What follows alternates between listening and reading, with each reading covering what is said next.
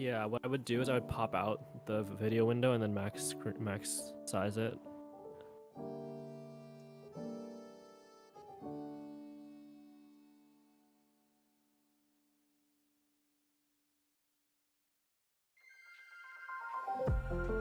The stream is black again. I also don't know if they can hear us.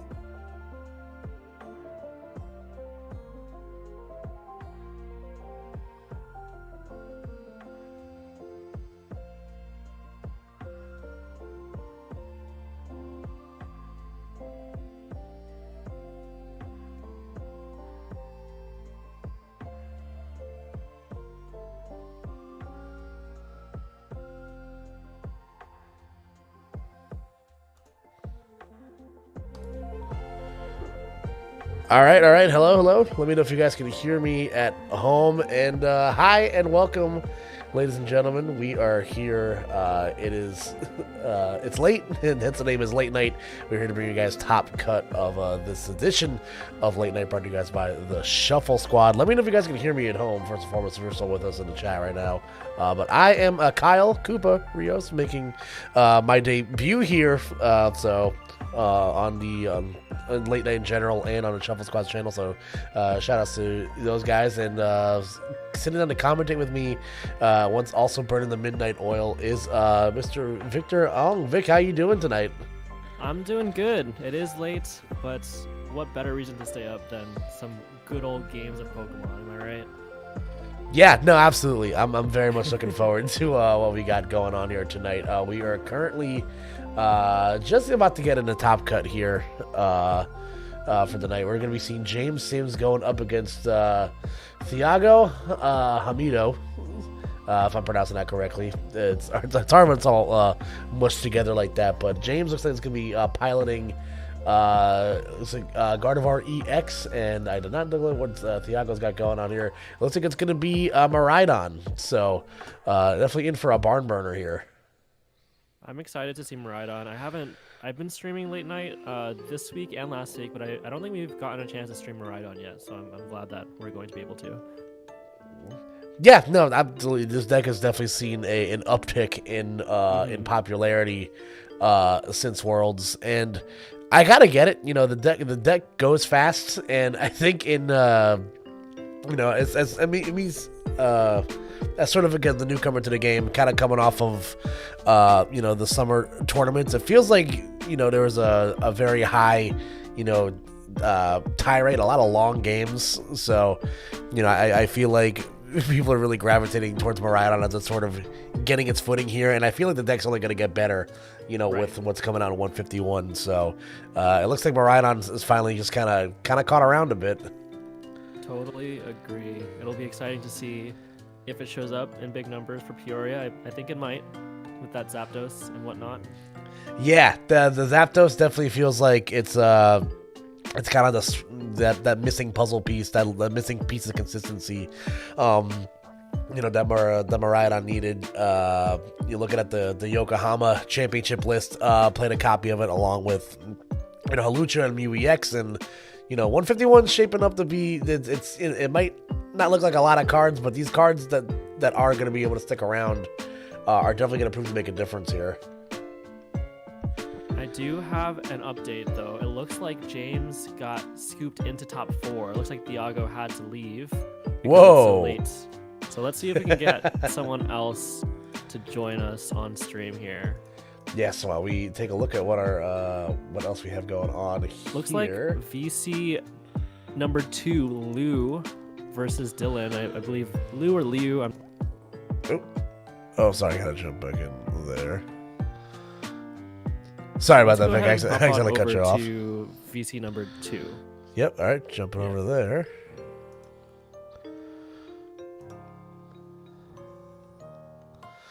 Okay, looks like we have a game already in progress here, so let's shift on over here, and I'm trying to get this to showcase here. Hold on. Thank you for your patience, chat, while we figure all this out. It is our first time doing a dual cast, and I promise that we will get better at it. But I'm so excited to be here. I think it'll be lots of All fun. right, yeah. So I'm trying to get this as full screen as I humanly can here. So bear with me for a second, folks. But looks like they're already going here. It looks like we're gonna have it is Chen Pao going up against Turbo Lost Box. So and right now it looks like it is Chen Pao is doing the thing. Moving a lot of energy. We already have two Palkia V-Stars on the table already, Vic. So it looks like we are well into the thick of things here. Yeah, I think this deck might be the Palkia deck with Palkia Chen Pao without Baxcalibur. So it's kind of just like a pretty simple deck. You just kind of have a lot of beat sticks, and you just kind of attack with them and hope your opponent can't do anything. But we do see a Cross Switcher Lost City combo, which could be pretty good. Oh, actually, we're going to see the Cross Switcher onto the Raikou V instead. So not electing to Lost Zone the Manaphy. Instead, choosing to Lost Zone the Raikou, making your Palkia stick on the board that much better. Yeah, excellent job right there. That's going to be 2 prize cards. Pull it up Looks like I think I am pretty happy with how that turn went if I was Liu, because now you have no threat that really one-shots the Palkia.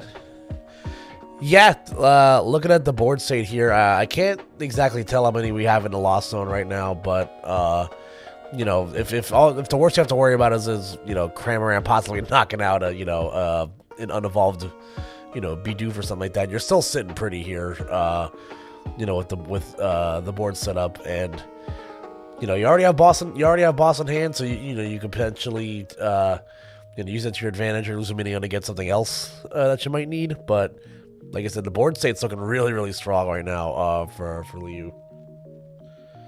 I'm trying to think the best way for Turbo to come back, though. I think it's not completely over yet.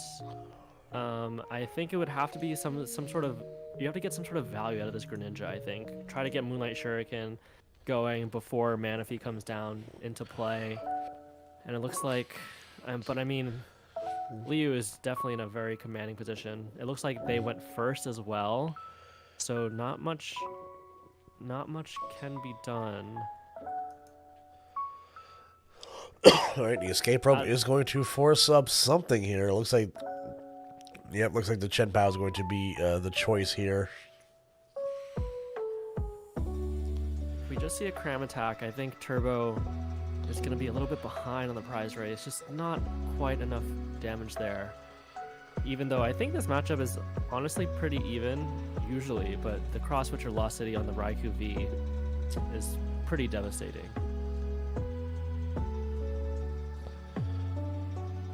Also, let me know if you guys can see what's going on at home, guys. I'm trying to see on our live screen if they can actually like see what's going on. Okay, we can. We're good. My screen was just behind. I think it's a little, yeah, stream can see it, but it's a little small. Yeah, trying So, to. I think if you crop it with shift click on OBS, you can then expand it, if that makes sense. Yeah. So we'll see if that works out for Oh those at yeah. home. Yes. Anyways, while Koopa's fixing that, I will go ahead and let chat know that Cram has now done 110 to the Chen Pao. But unfortunately, I mean, 110 is decent damage. The Chen Pao still in 2-shot range, could get crammed again at some point in the game, could get Sableye Lost Mind for the KO. So Superior is going to keep even in the prize race, but is just a little bit behind. And now, second Lost City going to come through. Boss's orders on that Manaphy. That Manaphy is gone, which means this Radiant Greninja is going to get so much value next turn unless Superior has a way to deal with it, such as like a boss's orders. But man, now the game is looking pretty doomed. Yeah, that definitely feels like it could be the chop at the knees that Liu was looking for here. Yeah. Like I mentioned, a Manaphy is really the only safeguard to keep those those 90 HP sub Pokemon safe from a Moonlight Shuriken. And you see right here, the resources are in hand. So at this point, why not go for it? Yeah, I think Liu is playing this perfectly and kind of getting the draws exactly as they need them. They play 3 Lost City, was able to get them back to back, turn 2, turn 3, knocking out basically the 2 most important Pokemon in the matchup, Raikou and Manaphy. And I just don't know if Superior has any gas in the tank, has anything they can really do. I'll have to take a look at the list to see if there's any like hand disruption or anything, but even that seems like it wouldn't be enough. Let's take a look here. Looks like 1 Roxanne, but there's just too many energies on the board. It's so tough. Yeah, at this point you might be figuring, do you cut your, at what point, the age-old question, at what point do you just cut your losses, go to the next games, so. But I let's will get say at a regional, in like closed deck lists, sometimes it's good to play it out just to see more cards for your opponent, so you know kind of what they're playing. But it's open deck list, so.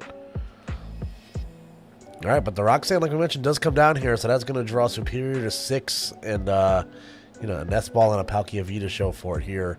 But like you mentioned, there's just so much energy accelerated to the board already, Vic, that isn't going to make that much of a difference.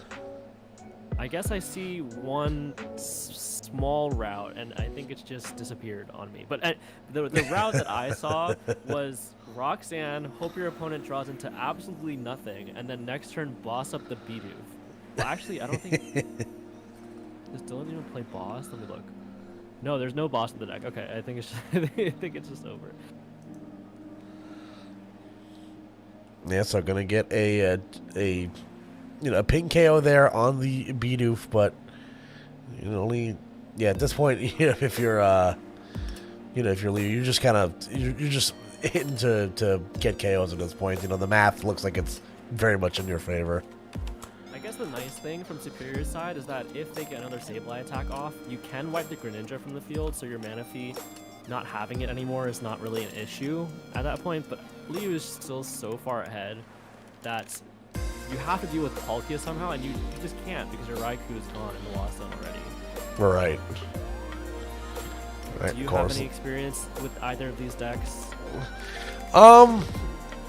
Playing against, I've played it more against like the opposite Shenpao variant myself. Okay, yeah. For sure. But so it doesn't look like much is terribly different. It looks like you just kind of switch out what your main attackers are. You're attacking for a little bit more consistent damage, so you're not reaching those big ceilings with Shenpao as you are with Palkia V-Star, and Turbo Lost Box is a matchup I play pretty frequently. So it just, and like I said, it just kind of feels like once those big attackers are off the board, it really just kind of feels like an uphill battle, especially without the Raikou, to help you out here to hit those super effective numbers. It just feels like it's like what are you gonna do here? Yeah, I think Superior, based off the board state that we saw when we tuned into the stream, it did seem like they had to bench the Raikou to get Forest Seal Zone value, and that really came back to bite them with that boss, or with that cross-switcher Lost City play, unfortunately. But maybe next game, Superior gets to go first. Palkia has to kind of wait around for a turn. We'll see. We'll see next game. All right. Takes a prize card there, though, but like I said, at this point, this is looking a little too late here. It looks like he's going to attach the energy, possibly going to attach the energy return there to your second Palkia V-Star, just to kind of, have one up in the, one up and ready to go for this next turn. Superior, they're at 4 prizes. They can take 2 more next turn, knocking out that Shenpao, but 2 more isn't not. It's not enough. Because Leo's going to go down to 1 here. I guess you can attack with Dragonite next turn and hope that they don't have any boss and they don't have any more basics, but even that wouldn't work knowing the hands of Liu, because there's plenty of basics to power up this Subspace Swell attack. All right, go just switch into the less damaged Palkia V-Star. Get the KO there. 1 prize card remaining here for Liu. Superior, possibly, has already kind of is thinking about their strategy is going to be going into the next game here. Again, no cards left in the deck, and I don't think they have a way to get them back in there to recycle them. I believe Roxanne was the only disruptor. Roxanne, 1 rod is down, so in theory, they have another rod or 2. But that's pretty much it. That's all they got. They have to Super Rod. They have to attack with Dragonite to even have a chance. And it's not a very high chance. But they have to attack with Dragonite and hope that your opponent doesn't have enough basics to do enough damage with Subspace Swell to knock out the Dragonite. But we know that they do. So they just concede. Yep. Probably doesn't even have a Super Rod. All right, so that is a game 1 going to Liu here. So, possibly going to opt, like we said, if a superior opponent can opt to go second here, or to opt to go first here, let kind of. Well, you have much more experience playing Lost Box than I do. So in these scenarios, you're down a game. Do you is going first just as worth it here, or do you still think that going second might be worth an idea? Might be worth looking at here. It really depends on the matchup, but in this matchup particularly, you definitely 100% would like to go first every time. I think the reason why is because your opponent can't really do anything until their turn 2. So just having like a free turn to get some flower selecting values out, maybe push for a Greninja turn 2 if they don't bench a Manaphy and whatnot. I think that's definitely where your strong suit is, and I think you kind of want to put them on the back foot and make them stall out for a little bit. So I think in this matchup especially, going first is really nice. All right, and there we go. The opt to go first here for superiors. Take a look at the opening hand here for Liu. Something we didn't mention is that, and I actually missed until now, is that I think Dylan is playing Kyogre in this list. So there is a possibility for a late game comeback if Manaphy is not in play.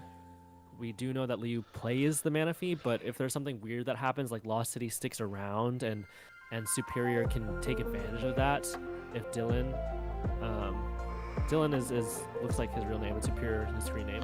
Yeah. They can take advantage of that Lost City to Lost City their opponent's Manaphy. Maybe that Kyogre can come into play. All right, and we already see what a great start you get off to here. The double VIP pass helping you go wide here. Definitely going to be a benefit here for Dylan. Going to pick some flowers, get the hand size, nice and healthy here, and get the third VIP pass. So, not going to opt to get anything out of him. So, leads you to believe that he probably has what he's looking for in hand for the most part. But opting not to do any further. Gonna pass the buck, and you're gonna start the game here for Liu to start. So gonna be able to grab a water Pokemon and an item card here. This is a pretty good start for both players, actually. I think Superior definitely has exactly what they want. Liu maybe would like one more basic, but did check the prizes and is probably gonna grab something off of that heavy ball, which is nice. All right, it's going to be the Spiritomb here. Let's take a look at the prize cards here. One Cross Switcher in there. And obviously you get a copy of an Iridan Melody in there as well. So, but and again, the VIP pass of his own, going to be able to help start things wide here as well on the other side here for Liu. Interesting that they're going to go for the attach here instead of concealed cards, but I guess retreating into the Chien-Pao does make a lot of sense, because then you can conceal cards right after. There you go, the concealed cards coming out here. Let's see what we get. It's going to be a cross basics.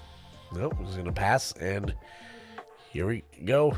On to Dylan's second turn here. And there we go, the Colress coming down turn 2 as expected. So, you'll be able to fluff up that Lost Zone count once again here. Yeah, the Colress this turn is absolutely vital if you want to threaten something like that turn 2 Sableye, for example, which is possible still. Dylan, I believe, plays Lost Vacuum. Let me check real quick. Yep, plays 2 copies of that Lost Vacuum.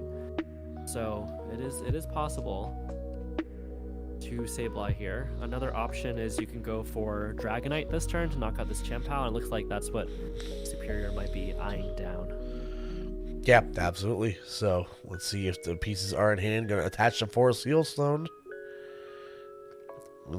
switch card to move Dragonite to the actives. Like you mentioned, Vic, looks like this could be the play here. You know, go up to a quick 2 prizes here. If you had to play one of these decks to a tournament, which one would you prefer to play? I am such a, you know what? I love Lost Box as a concept. Like I have like all the variants of it built, but Yeah. it's just my brain. It's just it does not. I can't do it. It's just one of those things where like I will be haunted by a flower to select, and then I made 2 turns like on turn 2 by my end game, and I just can't live with that stress. So. Chen-Pao's, yeah, and I saw a picture of Chen-Pao with bangs today, and it was kind of cute. So that was a cool picture. Yeah, I think it took me probably like 5 or 6 regionals to like really fully feel comfortable with the deck. It's tough, and even casting today, I was casting some Lost Box for the EU late night, and I was like, oh, but they could do this. But what if they do this? But what if they do this? And there were so many options. Yeah. So many places to put damage, so many attackers to choose from, so many choices to make from that flower selecting. So tough. Yeah, it's all fun and games till the office flow chart starts falling off the wall. So yes. it's truly a chaotic. All right, Irida's going to be supportive for turn here. Let's see what we get. Letter of Encouragement. That's one of the new cards from City in Flames. We haven't seen it in too many competitive decks. I don't know if it made an appearance in Barcelona or anything like that, or Pittsburgh, but it's a very cool card. It does make a lot of sense in this deck. You get to search for 3 basic energy if Yeah, your but Pokemon, if one of your Pokemon was knocked out last yeah, I was going to say the caveat has to be if you were knocked out the turn before. So yes. I agree. I definitely think it has a home in a deck like this where you want to have as much energy in your hand as you can. I don't know if it made a big impact in these either 2 regionals, but we'll see with certain cards coming up in the archetype, that allow you to do a lot of damage for how much energy you have in your hand. That card could definitely see some glowing up later. So we have Radiant Greninja loaded up and locked and loaded here. So yes. Both players are kind of just like racing right now. Like first Superior is going to take 2 prizes, and now Liu's going to go back, take 2 prizes of their own. So I'm kind of curious what Superior chooses to do after. Thankfully, for Superior, this Bidoof hasn't evolved yet, so if you get into Sableye this next turn, you can get some additional value there by putting 6 damage counters, and then putting maybe like 3, or putting 1 on Greninja, or putting 3 on Palkia to put it in Dragonite range, for example. So we might see that potentially. Right, and we see the second cross switcher come off the prize cards here, so that could be a factor, going down to the game a little bit later. But we'll see what the response is going to be here from Dylan, as Liu has a excellent, counter turn. Do you think we're going to see the Kyogre this game? We might. It's possible. Like, if you might have to pull the trigger on it sooner rather than later. Like you said, these guys are zooming, Yes. to get through this. I feel like that's sort of like, correct me if I'm wrong, but I feel like whenever you play against Lost Box in a best of 3, you feel like that, like, the time is just, like, kind of getting, like, choked out of you sometimes. Like, you kind of have to play fast, or, just the card has so many intricate moving pieces that, it might not... You feel like that your time of possession might be on the lower side of things if you don't play quick and make the most of it. I think that is definitely the case with these turbo variants of Lost Box, where you're kind of just like trying to race down to the bottom of your deck to get that Kyogre value. Pokestopping even now down to 16 cards. I think you kind of do need to spread some damage to this Palkia V-Star first, because usually Kyogre decks you out.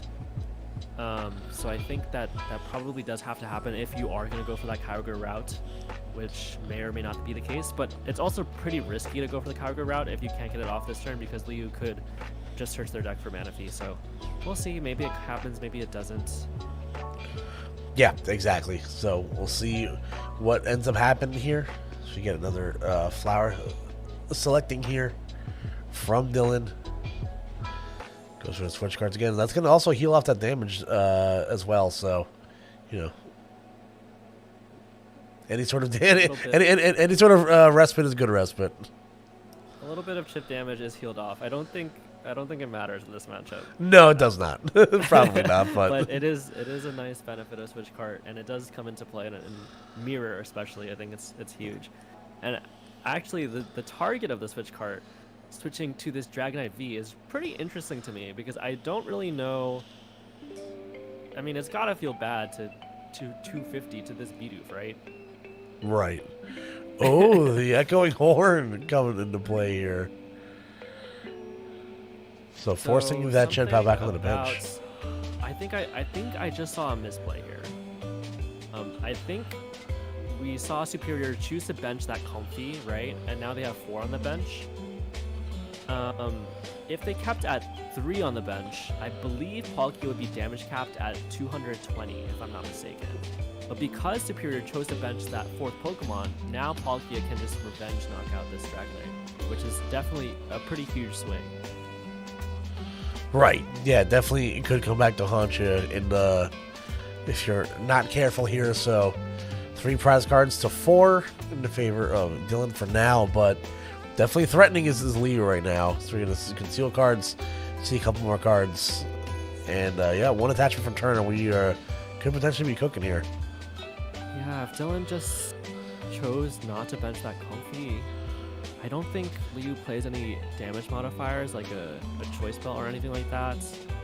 So he would have been pretty safe to just attack with this Dragonite, even though it's not what you ideally would have wanted to knock out a Bidoof. I think it would have been okay here, but now you're in a dire position. Now this Palkia is gonna not only knock out your Dragonite, not only knock out your only attacker, not only going to go up in the prize race, but it's gonna disrupt your hand in the process.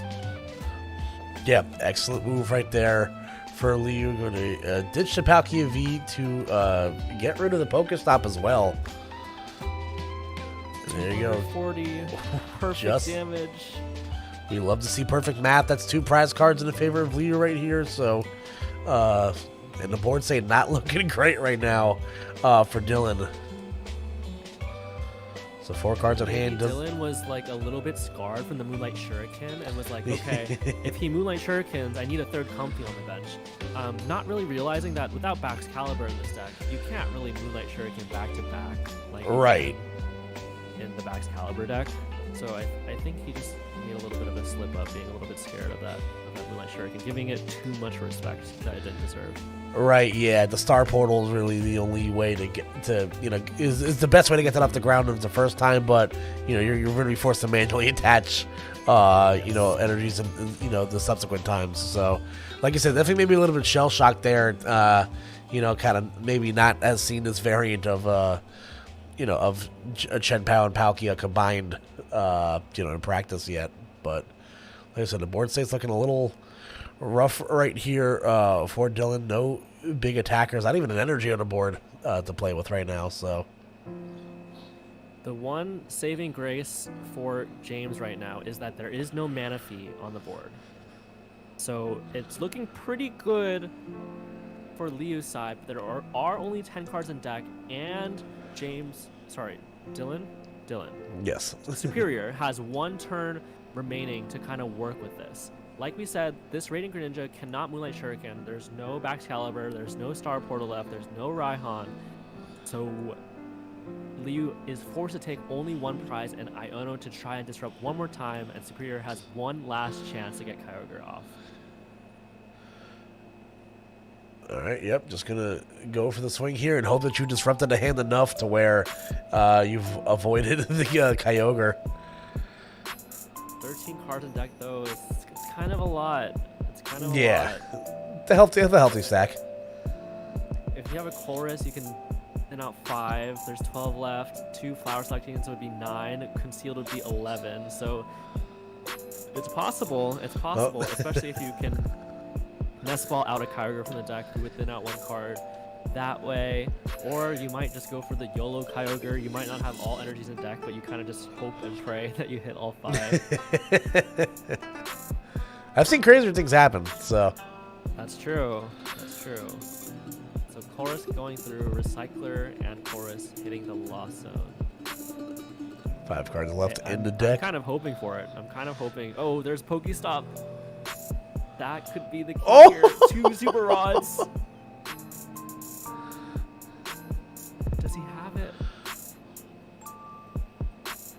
energy in the discard pile. That's perfect.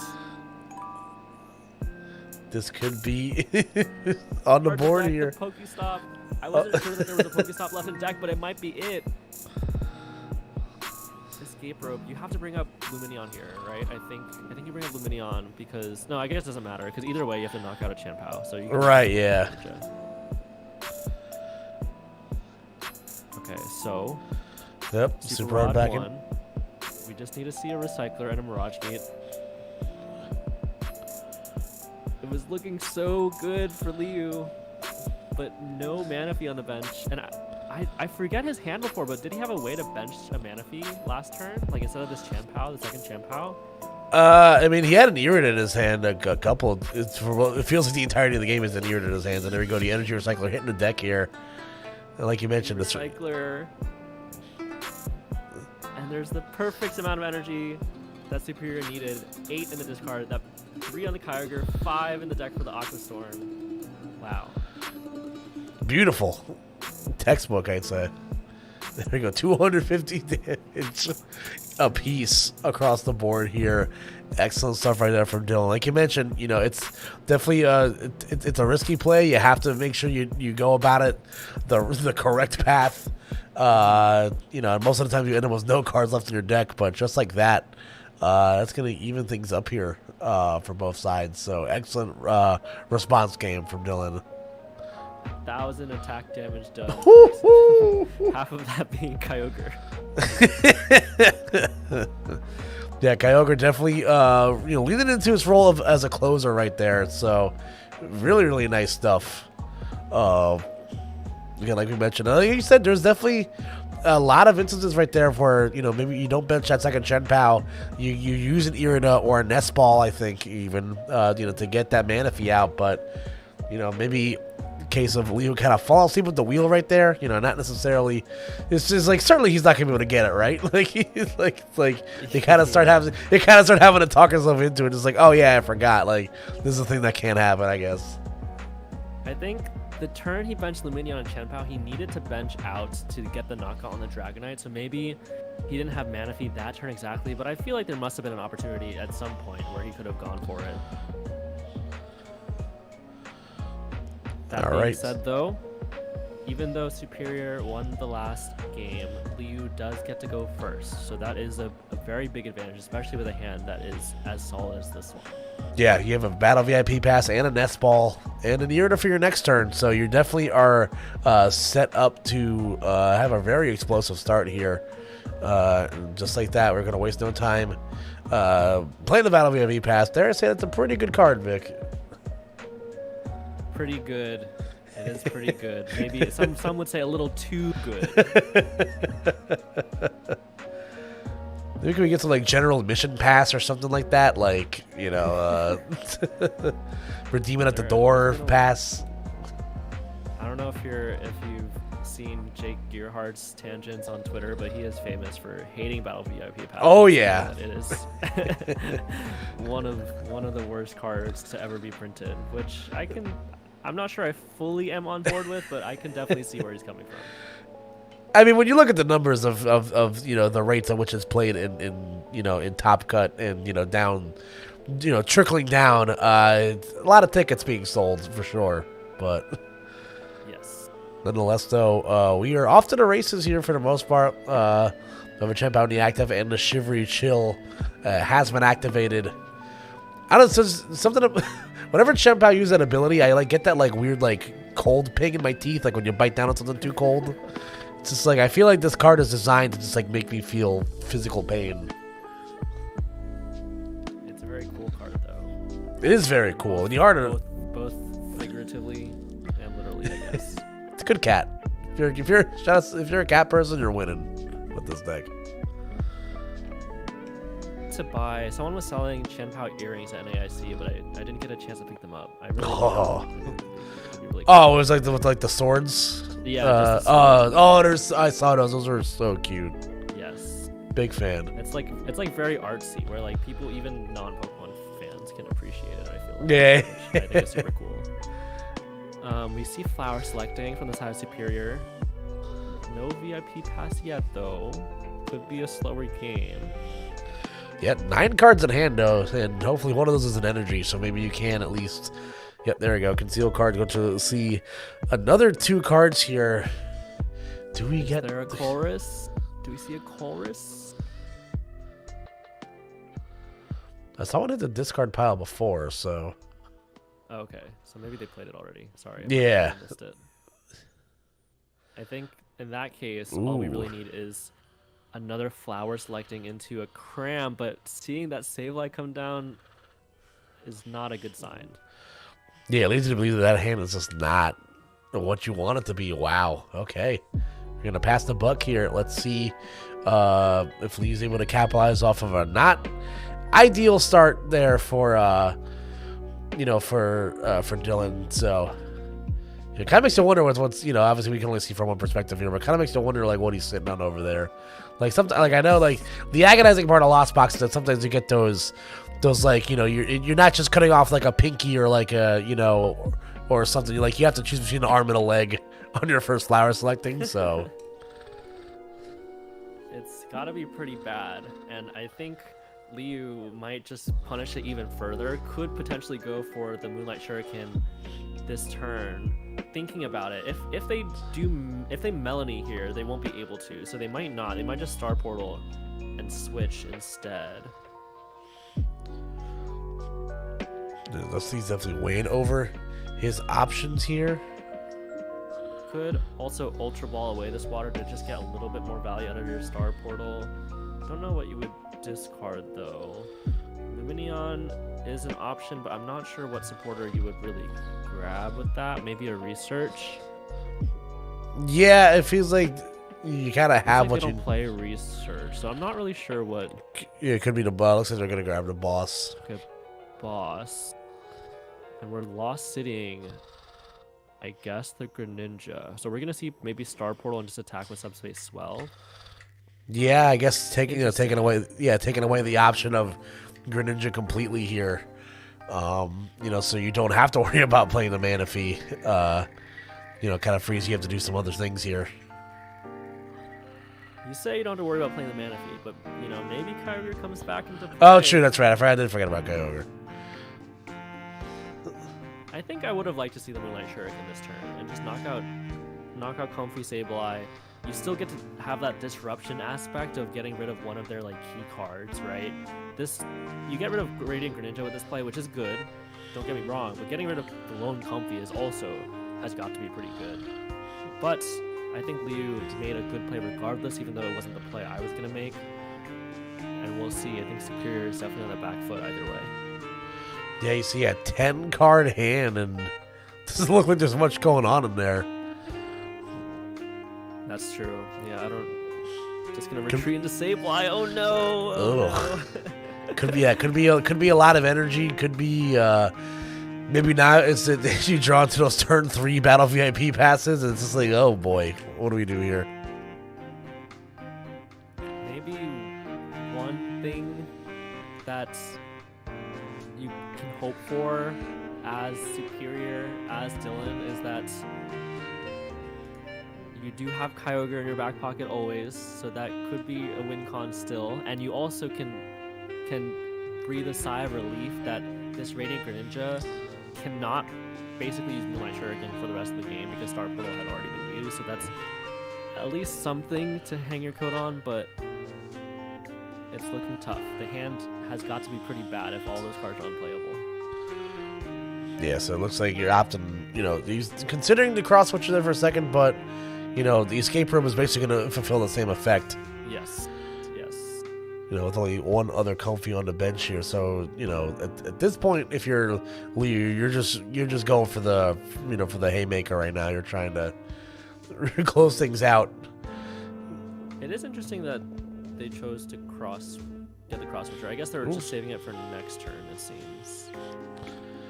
I think Rope would have made sense here, but we'll see. Now you have 3 cross switchers. If Superior gets into the game, it's got to be because his Comfy got to Flower Select 3 times. I don't think it's likely that they'll get back in the game, but Comfy's gonna pick the best flowers of its life right now. Oh, so. Chorus!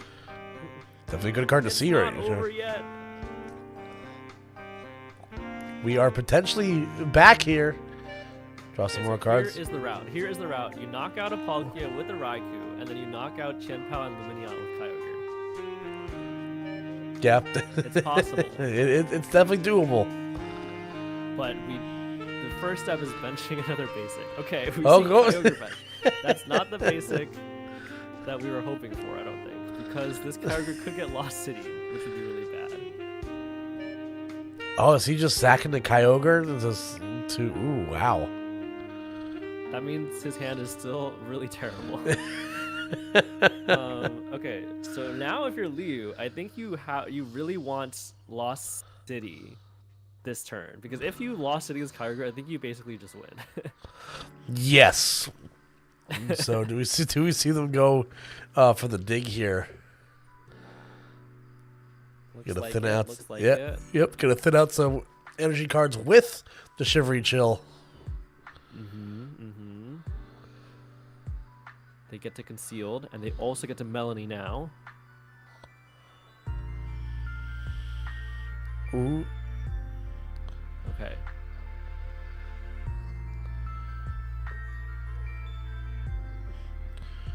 I'm still a little bit confused why we're playing the Cross Switcher here instead of Escape Rope. Yeah, that's curious, because it's like... Maybe Liu is really just worried about Roxanne, because you know that your opponent has a ton of dead cards in hand, so maybe one of them is Roxanne. Right, yeah. In which case you don't want like your combo pieces in your deck, you kind of just want to have a one card that does something. I guess I could see that argument.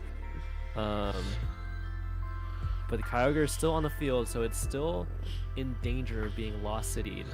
Unfortunately for Superior, the clock is ticking. If he doesn't take a Raikou knockout this turn, it'll be tough to come back. It looks like his hand is just completely dead and scoops it up. Yeah, that is going to be game, set, and match. So unfortunate stuff right there. You know, after a really, ambitious comeback, in that second game from Dylan, just you get kind of stuck in the dead hand of Lost Zone, and it kind of makes you think what you got there. Is again, it's me still Koopa here with Victor. Unfortunately, I'm trying to get Victor's webcam to work here, but No worries. But we're definitely still out here, so I hope you guys enjoyed that match. Congratulations to Liu moving on. They're going to be playing the winner of Caleb Rogerson and Shogun. And on the other side of Top Cut, it's Mr. Suave and Kirby Man playing for a match against James Sims. So it looks like, I believe Kirby Man is also playing the Guardi EX, and Mr. Suave is playing Lost Box Charizard. So a new archetype we see. What's your take on Charizard in Lost Box, or like Charizard in general? Like how are you feeling about the card? I think Charizard is not very good right now, but it's like playable, it's viable, it's decent with the 60 HP Charmanders. But moving forward to 151, I think it's going to be in a pretty good spot. It's going to be at least tier 1.5, if not tier 1. And I'm not sure which variant will come out on top. It could be, the Pidgeot stuff. It could be the Gallade stuff. It could be the Lost Box stuff. Definitely have to test a little bit more, but I think in some form or another, Charizard will show up with 151. That's my take. Yeah, no, I definitely agree. Yeah, it definitely has enough chops to hang around, like, right now. Like, if you're someone that wants to play Charizard right now, two of the most popular decks right now have, big Pokemon that are Darkness weak. Yes. I ran into a Mew VMAX that decided to play Charizard in it this week at my weekly, and I hated it. I hated every second of it, as someone who also plays Mew. So that was very funny.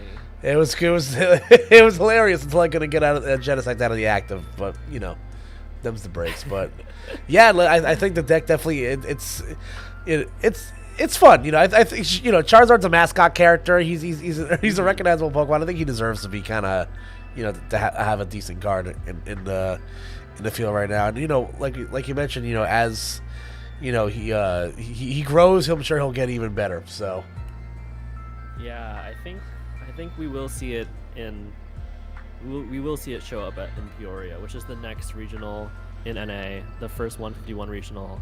I think it'll come up in big numbers. It'll be at least 10% of the meta, and I think it'll go far. I don't know what variant yet, but I think it'll go far.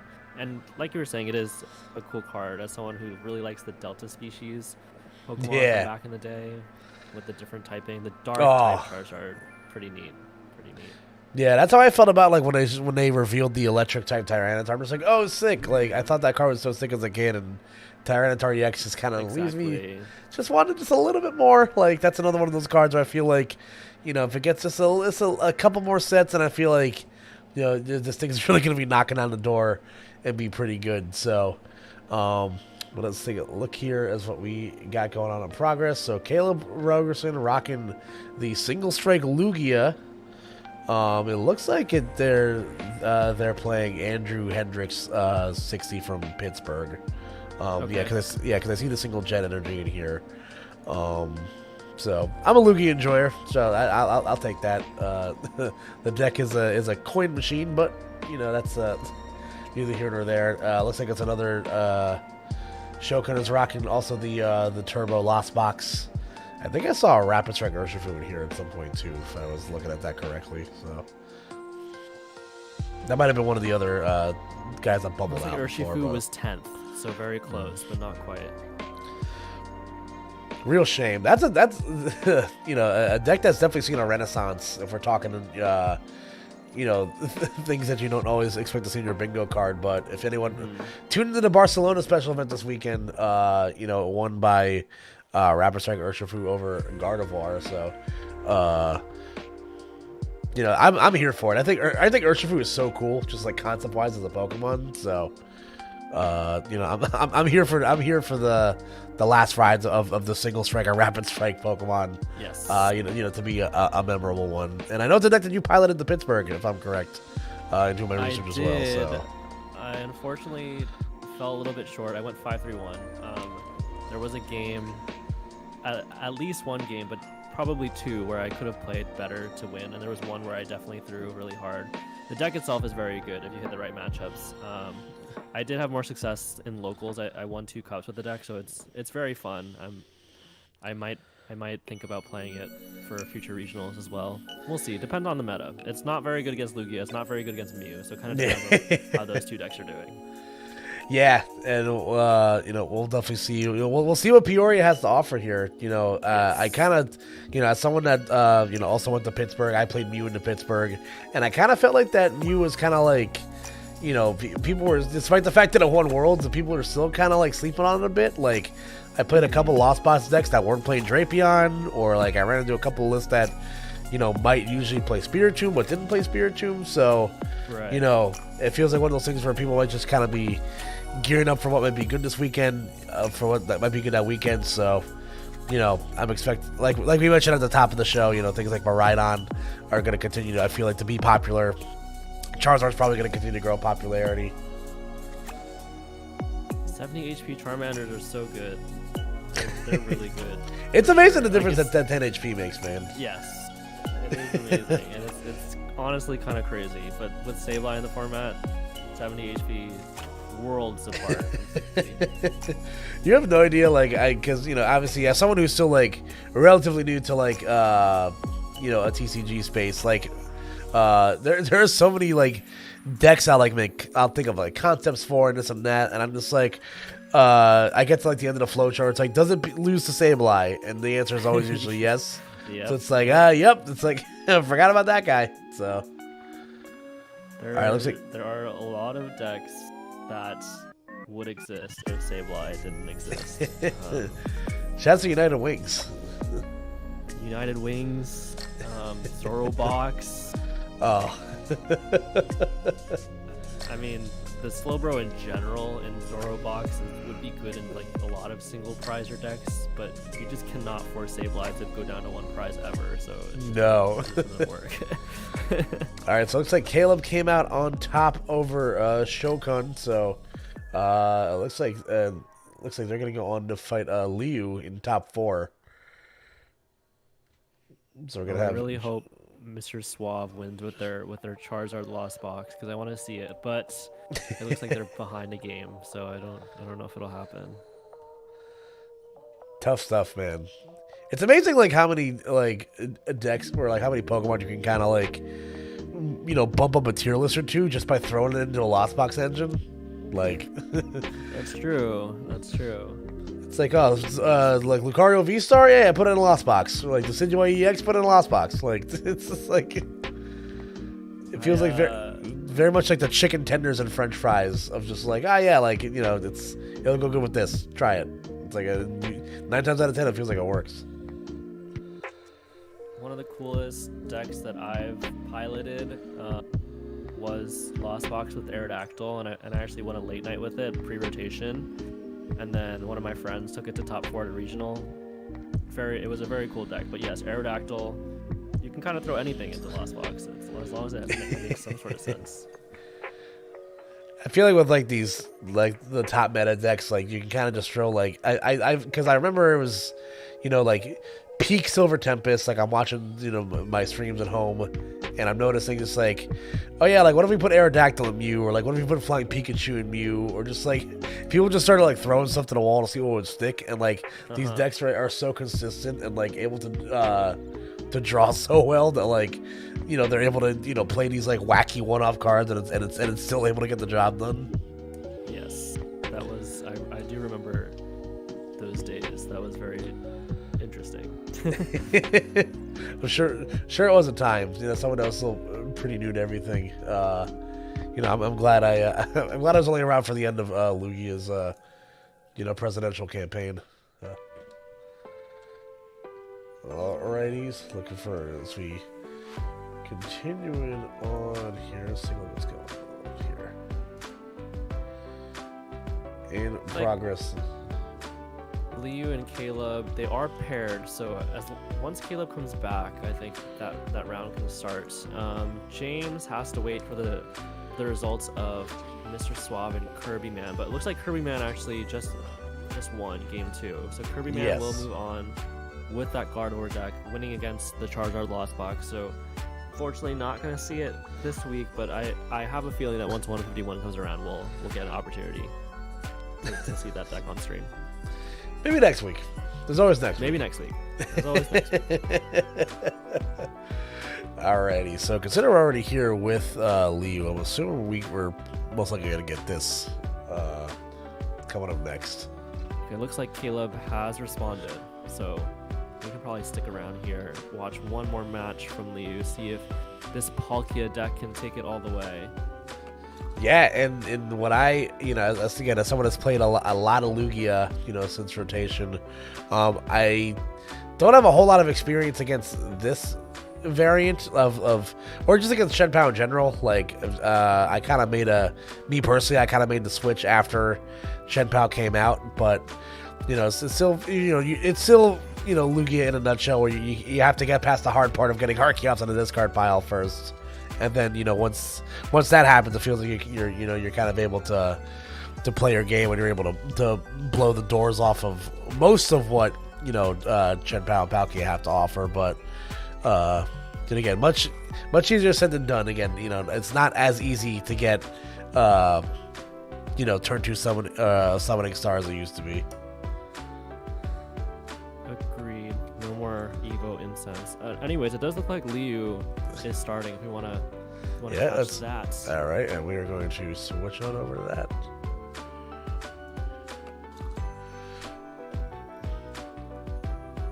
Alrighty, so we're getting into game 1 here between Liu and Caleb.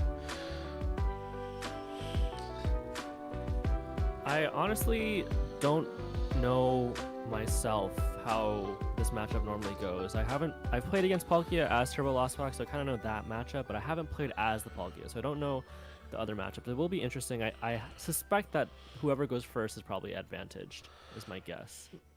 Yeah, that's what I would imagine. So it's like being able to get the first evolution off, I feel like, is huge in this matchup.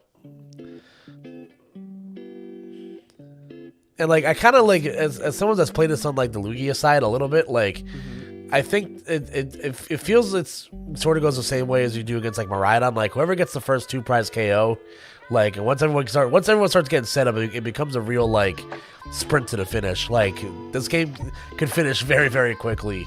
If Caleb's able to get turn 2 summoning star off. Right. That makes sense.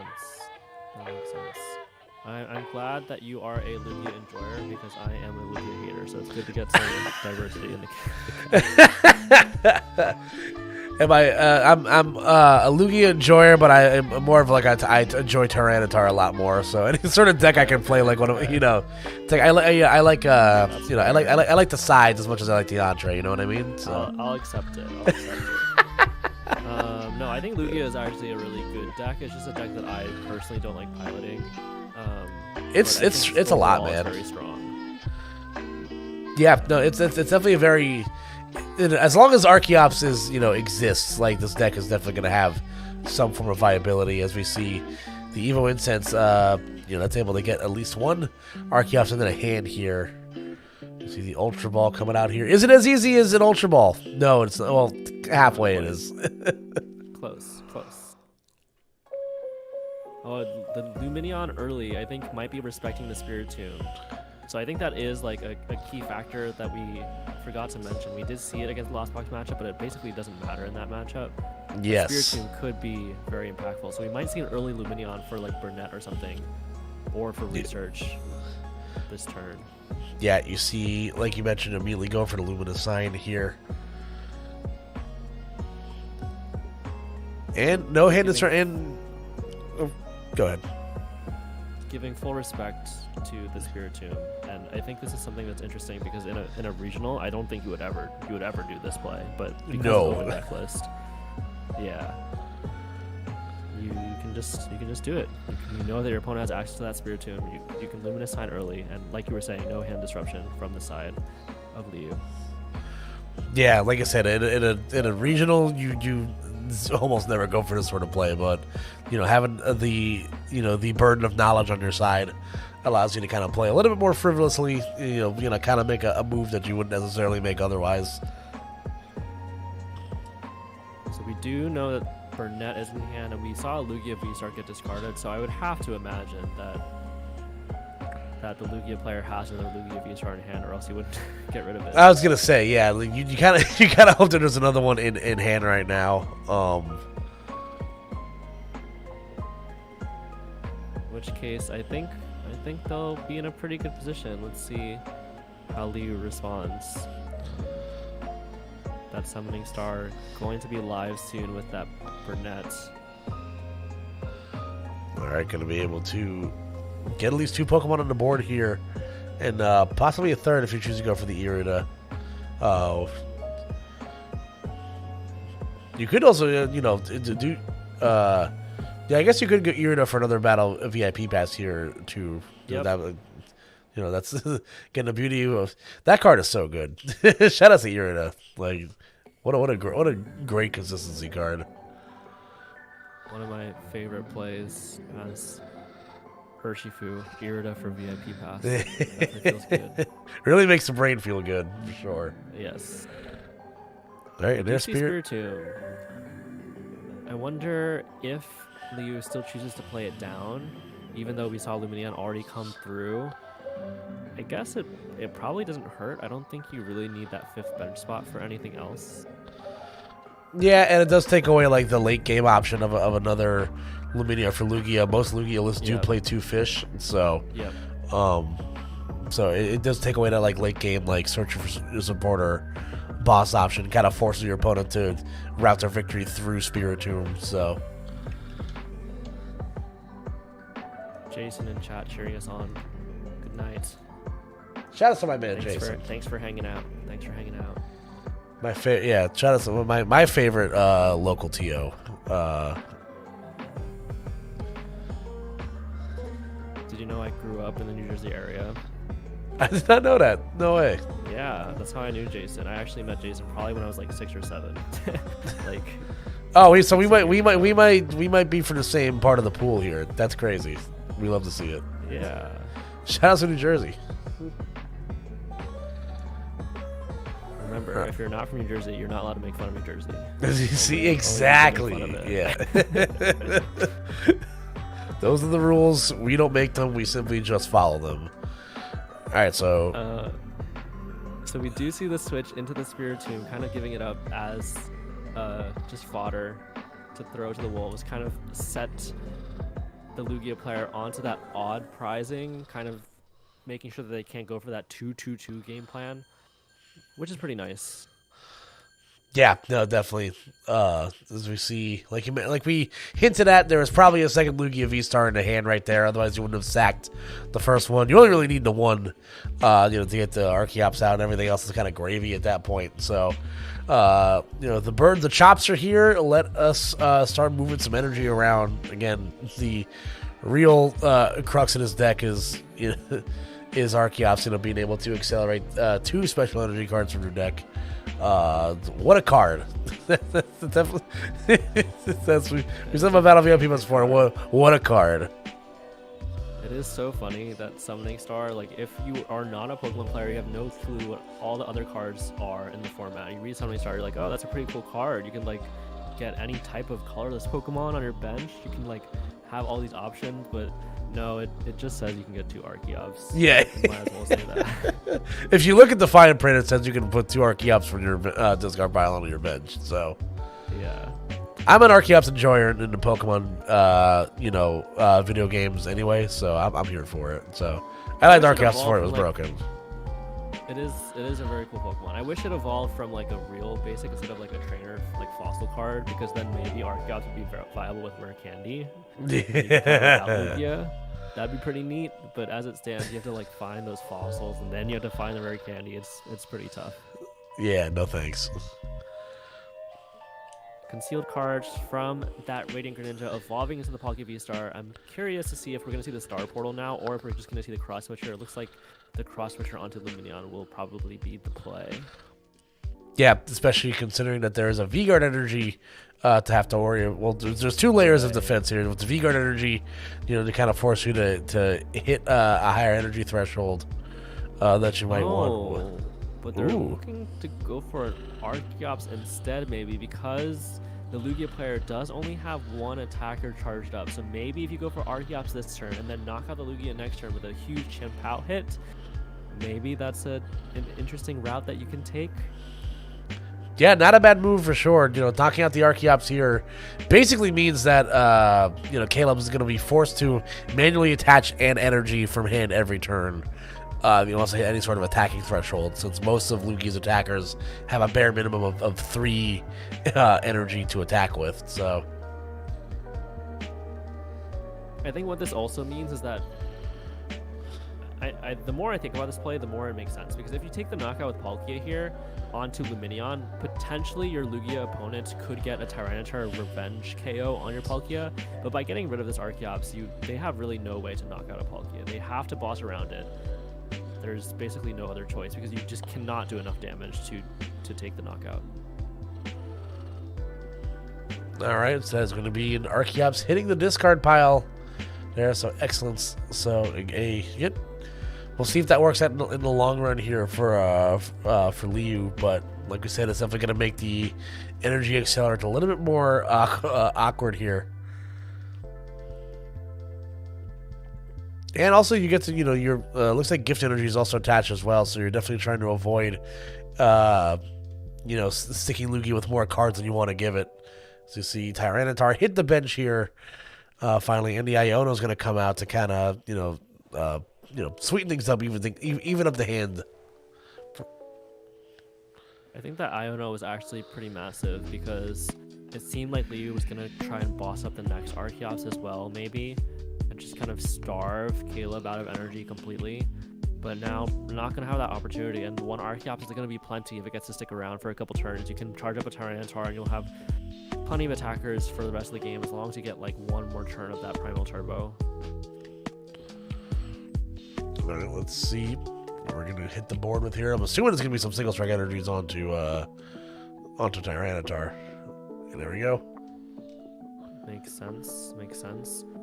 Something to note, though, is that they're Iono was played, which means boss can't be played, which means that there will be no knockout onto this Palkia V-Star. So kind of gonna be a little bit more of a grindy match here, where both players can't really take one-hit KOs very often. All right, so Tempest Knife going to come out, just going to go for a solid 200 here and soften up this Palkia V-Star. No boss, unfortunately, from the side of Liu, and could Irida and switch and Star Portal to take a knockout with Chien-Pao, but you would be discarding a lot of energy. Probably more than you can afford at this point. I think with the V-Guard, it's not even possible. You would need 6, if I'm not mistaken. Yeah, I think you might be right. So we do see Melanie now. In addition with the Star Portal, could be possible depending on how many energy in the discard. I don't know exactly. It's only 3. So 5 times 60 would be 300 minus the V guard. But Chien-Pao is not a V, I guess. So I guess it would be enough to just knock it out with 5 energy. But then you would be completely out of energy on the board, which is still not good. So overall, seems like the position is pretty good for the Lugia player here now that the boss is out of the hand. Yeah, no, absolutely. So escape rope going to come down here. Let's see what the bait's gonna be. Ooh, Tyranitar comes up, which is really interesting. I guess you don't really have anything else you love to throw up with that escape rope. So with escape rope almost working almost as well as the boss's orders in this case. You get to knock out Tyranitar, which is a really big threat. And this Lugia having a double turbo on it going to be a big detriment as well, because this Chien-Pao will survive a Tempest Dive. Yeah, that was definitely a great choice here. So, you know, it kind of makes you think, if you're going to give up the 2 prizer anyway, you know, why not just give up the, you know, the Luminion, you know, save yourself the offensive attacker. But yeah, I think in hindsight that probably is better, because now you don't have any real way to respond unless you get another Tyranitar down with another double turbo with the primal turbo, putting 2 energy back onto it, which just seems like too much to ask for.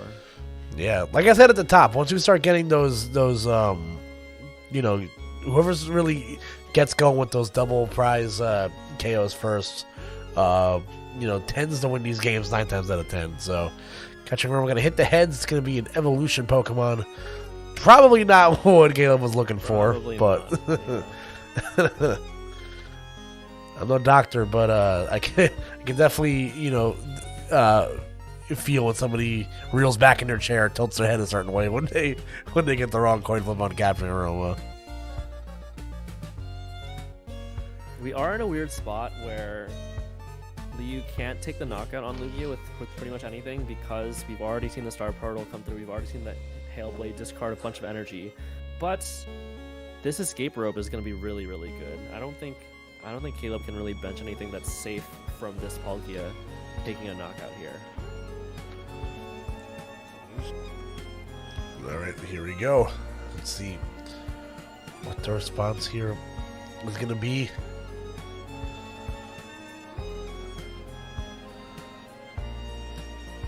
I guess if you bench a Tyranitar, you could preemptively bench Tyranitar, because Subspace Spell will only do 220, I think. So I guess I misspoke. There is one thing that is safe from Palkia, and that is Tyranitar exactly. All right, going to earn to get back in those single strike energies from previous. So he believes that it is a Tyranitar that's going to be hitting the bench here. Yep. And research rest in the hand on it. With V-Guard energy could also work in this case. We'll see. Now the escape rope definitely loses some value. Liu definitely would have liked to have a boss's orders in hand then in this case. It might just come down to like who gets enough bosses to close out the game, because both of these players have some really chunky Pokemon. Actually, Caleb does get the double turbo energy that I said was a little bit hard to hope for. You needed Tyranitar V, you needed double turbo, and you needed 2 single strike energy in the deck, and is able to get all that to take a knockout here. Yeah, losing the Iona is kind of unfortunate there, but you'll take it to get to swing the prize trade back in your favor for right now. So texting your single strike crush definitely paid off right there for Caleb. And as you mentioned, I think like. Oh, I was just gonna say, I think it's especially good given that this Palkia does not have enough damage to take the knockout here.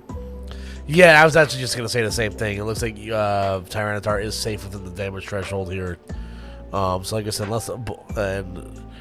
unless we draw into the boss here, it could be crucial stuff. I'm kind of curious that they chose to bring up this damage Palkia. Maybe we'll see an escape rope and just hit into Lugia, I suppose.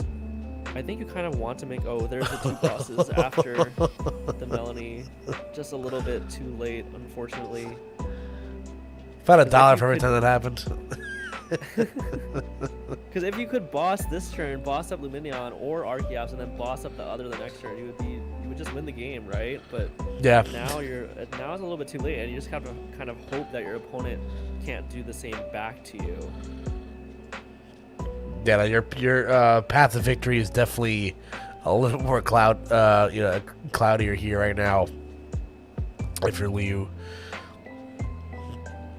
and it doesn't help that this Tyranitar, like, sure, it's not doing enough damage to knock out a clean Palkia right at this moment, but one Primal Turbo and it's there. Yeah, absolutely. So. See, whoever knows might even have the energy card in hand right now. You know, Lugia is sitting with a pretty hot hand right now. This late into the game, it feels like very much a luxury. You know, it feels like Lugia is constantly in a state of trying to keep cards in his hand without any sort of a dedicated draw engine. Yeah, definitely true. I think what we're probably going to see is just a retreat from this Tyranitar. It kind of depends on how many energy that Caleb has access to still. I'm not sure how many are in the discard. But if you can retreat this Tyranitar knockout with Lugia instead, I think that means, like, your opponent can't boss an Iona at the same time, right? So I think that would be a pretty good way to, like, ensure that you can knock out a Palkia. Right. V-Star the next turn. So you can either... Yeah, I think if Caleb chooses to attach two colorless energy that are not double turbo this turn to that Lugia, takes the knockout on the Palkia, now your opponent has to either boss up Tyranitar, which is not safe from your opponent being able to boss up your Chien-Pao. So I think that play would make a lot of sense. Nope, just need to beefing up the Lugia here. And no double turbo on the Lugia, so it looks like Tempest Dive will be hitting for a clean 220. Yes. So you're at least within the range to knock out a Chien-Pao at the very least if you need to. As you see that, okay, boss is up. Looks like that could be actually what we're okay. No, just go for the Palkia V-Star. So that's interesting. I don't think you needed to do that. I think you could have just taken the knockout on the damaged Palkia with the Lugia this turn, and kind of. Yeah, I guess I'm curious of the approach here too. I mean, if you're Caleb, you're maybe looking at it. It's like, okay, like I might lose the prize trade here, assuming that your opponent's going to bring up the damaged Palkia V-Star.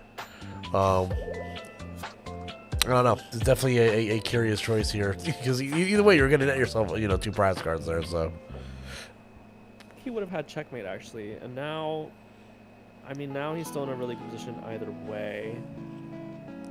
I guess you kind of have to Melanie to this undamaged Palkia and just hope that your opponent doesn't have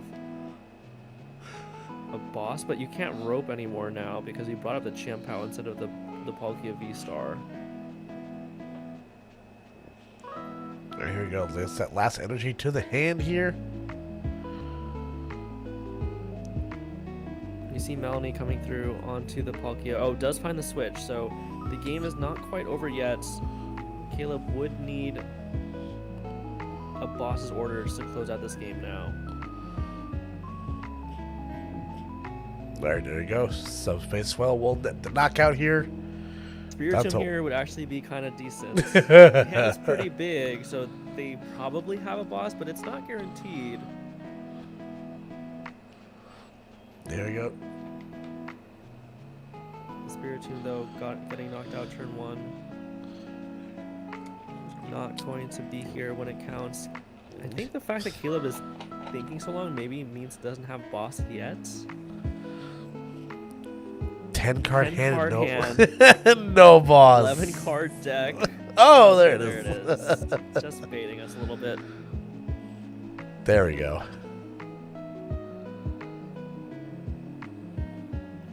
Definitely a little bit more suspenseful on live than it is like in person. Like you can kind of get used to the body language of somebody moving really fast when they have what they need in hand. Yes. So you just gotta know that it's over, but you're a little bit more. You wait with a little bit more bated breath. As Lugia will come out on top here against Palkia Chen Pao. So. W from Lugia, but I am interested to see how this matchup goes when Palkia goes first. I have to imagine it's got to be good, especially with the Spiritomb. If you can Spiritomb before your opponent can make that play that we saw where you're limiting on early for the Burnett, I feel like that will just make Lugia brick at least like half of the games that it plays. Yeah. It's Plakia, actually, in this case, not the Palkia. Oh, not Palkia. Totally different. Plakia. Got it. That's Some interesting history about this Palkia deck, though. It did get top 16 at Worlds and was 9th, I believe, from Cyrus. Yes. So it's definitely a decent deck. It's been around, but it is a little bit underrepresented, and I think people don't fully respect it. I would say it's like a solid tier 2 deck right now. It's definitely viable, definitely solid. It does what it wants consistently, but not a lot of players are drawn to it. Yeah, that's definitely very curious to me when I think about it, because, like you said, his deck definitely has like the foundation to of a really strong deck. It hits for good numbers. It's got great support right now. If you play a water deck right now, you are feasting, with the amount of really good supporter cards that you have at your disposal. So, maybe it's because it's the stage 2. Maybe it's because like the quote unquote more popular version with this deck is the stage 2 version. But even then, it's just like, I don't know. I'm curious why this isn't popping up on more people's meta charts in a higher capacity. I think sometimes Bash Caliber might just feel more fun. You get to Chen Pao for like 300 whatever damage, knock out immunity max. You don't really get to do that with this deck, but you do have like big beefy Pokemon to make up for it. It's him. This hand. Ugh, yeah, that is a hand. Conceding immediately. Hovering over. Oh yeah. No. Don't concede you have an Ultra Ball at least. Come on. Conceal? See the top deck. Oh no! Wow. The immediate fold from Liu, not liking that at all, and that's going to, unfortunately, kind of let the wind out of ourselves a bit there. That's going to be that's gonna be game. So tough stuff, man. It looks like Caleb chose the wrong person going first, so they had to restart. Oh, okay. Never mind. Okay. So back to the gameplay. I was gonna say, whoa, like easy there, pal. Yeah, I was curious because the hand wasn't good, but it wasn't unplayable. So we're gonna see the restart here. Palkia will choose to get to go first. Caleb just going off of muscle memory, wanting to go first every game. Unfortunately, you cannot in a best of 3.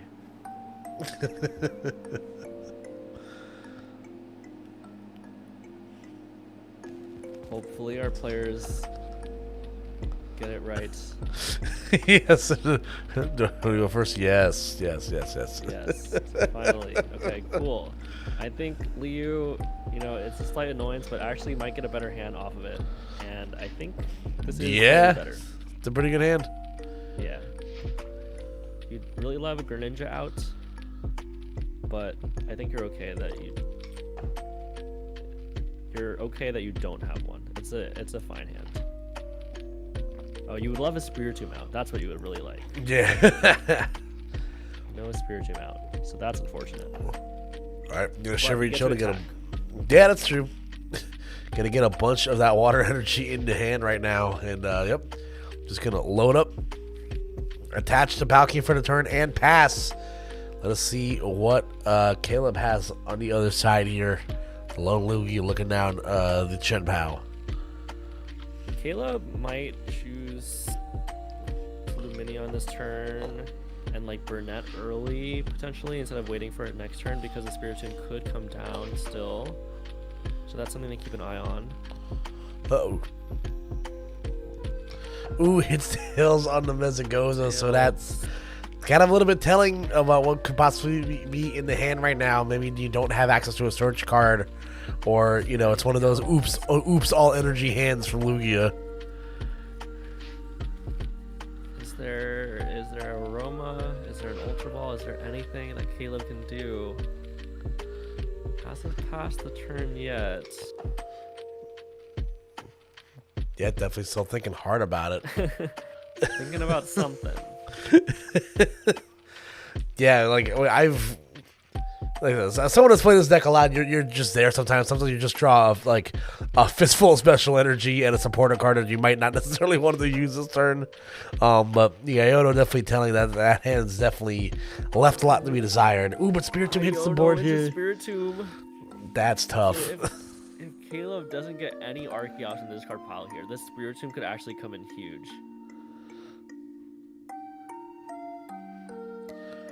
Okay. Caleb grabbing a Lugia. Not a terrible idea. You could get donked theoretically by Star Portal Hail Blade. Yes. So it makes sense.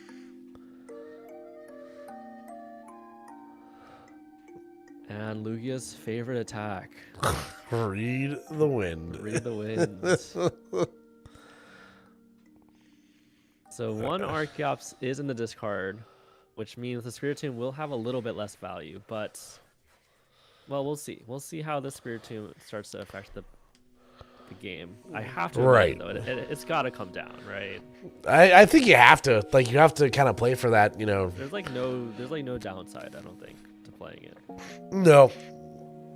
Like I said, even if it gets, you know, knocked out, you know, you're still setting up your opponent for an odd prize trade, so it's you're still pretty much in a decent spot at that point. Yeah.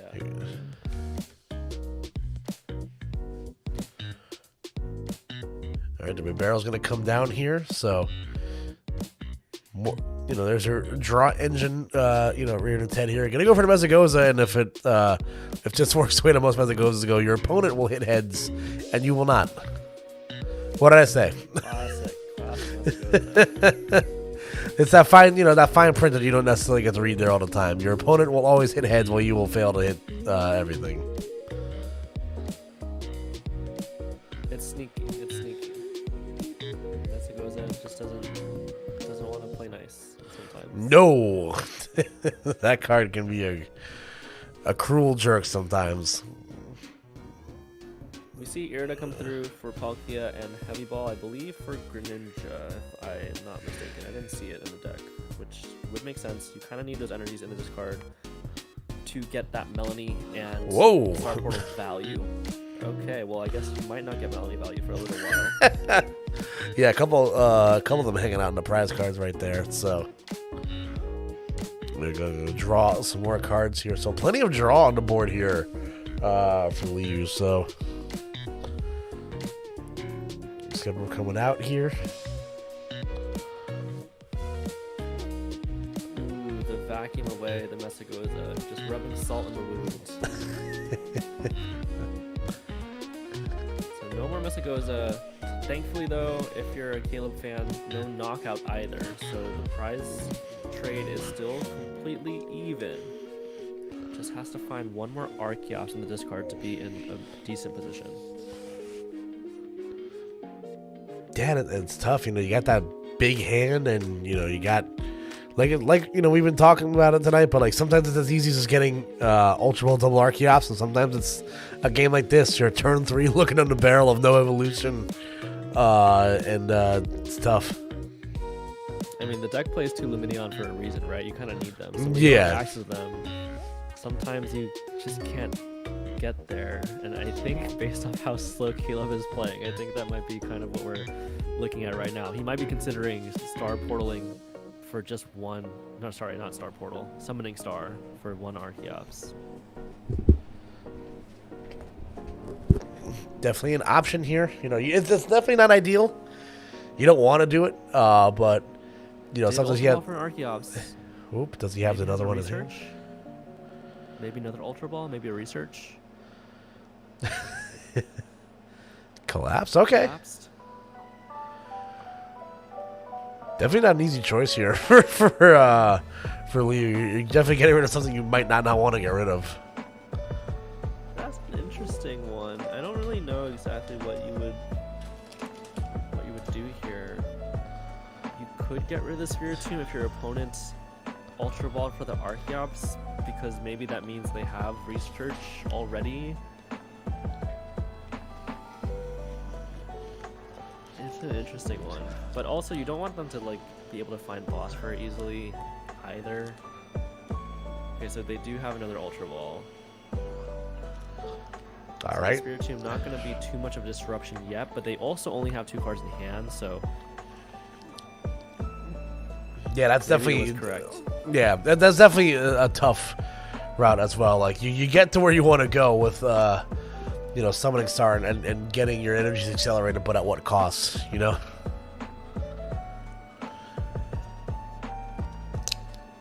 Actually evolving the undamaged Lugia V-Star on the bench. So would need an energy to attack this turn in the hand. Yeah. Possibly. Or no, you know, ideally, Jet Energy would be great here. Yeah, Jet Energy would be good in hand, but I think you can just get there with like retreating this active Lugia, which should also be okay. Just DTE Energy onto the bench Lugia. DTE Jet onto the active. Oh, okay. Oh, okay. So we are going to see an attack that we were not expecting. The Arrow Dive. Arrow Dive. And I don't think, I'm not sure if anyone's used this attack against me, but it makes a lot of sense in this situation because you're gonna go for the 2-shot anyways. Might as well do it with your Lugia V. Yep, definitely didn't have this one on my bingo card today. Something. It's one of those things where like if you're attacking with Arrow Dive, if it's like everybody else is discarded, it's the end of the game, you gotta knock out like a Curlia or something, and it's just like, and all you have left in the deck is double Turbo Energy. It's just like, all right, yeah, I guess this will get the job done. But I think Liu is like pretty sad though that they had to discard that Palkia V. Maybe it was the wrong choice here because they don't have like a great follow-up attacker at this point. Yeah, no, definitely. The board looks like it's definitely lacking a bit here. I feel like you kind of had to get rid of the Spiritomb Arrow. Like, yes, it's nice to have to prevent the fish, but at the same time, it's like Palkia is just so huge in this matchup. Maybe you get rid of Chanpao, possibly. I actually thought that for a hot second that they had the letter of encouragement in their hand when they got collapsed. So I was like, oh yeah, it's easy just to get rid of the Chen Power right now because that'll just fulfill the purpose most likely if something small gets knocked out. But let's see, it could. Star portaling. Yep, gonna do it. Thinking about putting on Greninja, which okay, that makes sense too because you get to take the knockout on this Lugia V. So okay, so I see the line now. Palkia player opening my brain up to the possibility. The floodgates are open. Yeah, so you can take the Revenge Knockout with Greninja now, as long as this Lugia V doesn't evolve. That's the main thing. If this Lugia V evolves, then you have a pretty big problem on your hands. Yeah, that could be tough. But only 2 cards in hand, though. It seems pretty unlikely. And no way to Luminion. Spiritomb play, so that's kind of nice.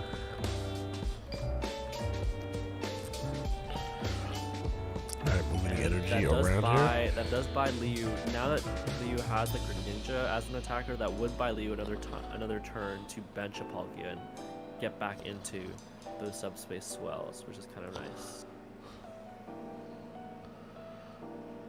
Alright, there we go. Knockout to the Palkia V-Star. It's going to put Caleb on the board here.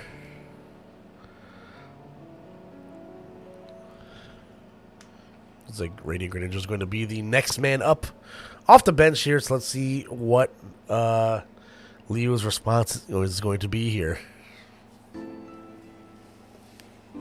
Imagine it's Irida for Palkia V. Start setting that up. And then damages Lugia. The one thing that Caleb, though, gets access to is Gift Energy. If this Lugia V on the bench gets knocked out. Yep. This matchup is really weird. It is strange. It's like you don't want to like I said, like whoever takes that first 2 prize KO definitely seems like they're in control, but it's like I don't know, man. Like Shenpao just hits those like really hard to hit numbers against this deck, where it's just like you don't necessarily feel comfortable all the time. But it looks like Greninja is going to be the play we see here potentially, so it'll at least net a 2. You know, it'll soften up the Archeops for another attacker, and you know, get a knockout here at the same time. So I think you would soften up the Lugia, so you can knock out the Lugia with Palkia. Right, right. So I think that's probably the play that we're gonna see, and it makes a lot of sense too. And I think it puts the U in a pretty good position. You see Lost City maybe bumping that Collapse potentially. Yep, we now have full bench space. Alright. Do possibly concealed, see a couple more cards. The problem with concealed is I guess you're not guaranteed to find the attachment next turn if you do. Right. So he's really thinking it over. Not sure if he should go for it or not. Yeah, do you or don't you?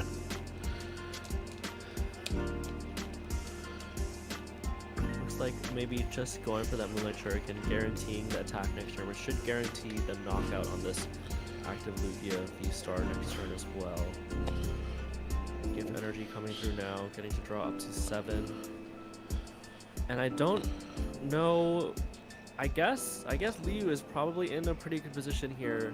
The only thing that could throw a wrench in his plans is if this Palkia gets bossed. If this Palkia gets bossed this turn, and there are a lot of cards in Caleb's hand. Right. That would be a pretty big problem.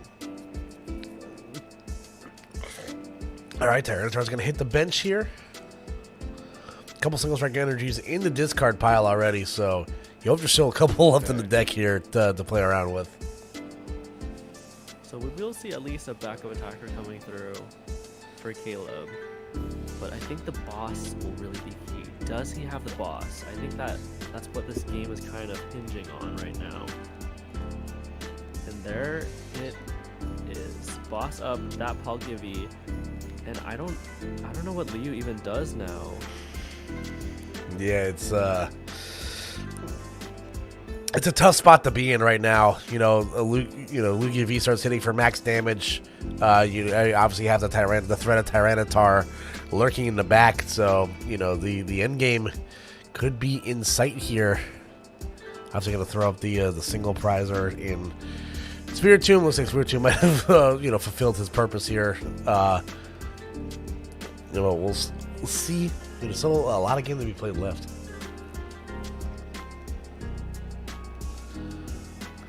Thinking about attaching to the Chien-Pao, thinking about maybe attaching it to Palkia as well. And then Iono, and just hoping that your opponent can't boss around the Spiritomb and has to be delayed yet another turn. But even so, even if they are delayed and has to take the knockout on the Spirit Tomb, doesn't have the boss, I think they're in a really great position, pretty much no matter what, because this Tyranitar is going to be threatening whatever he sends up.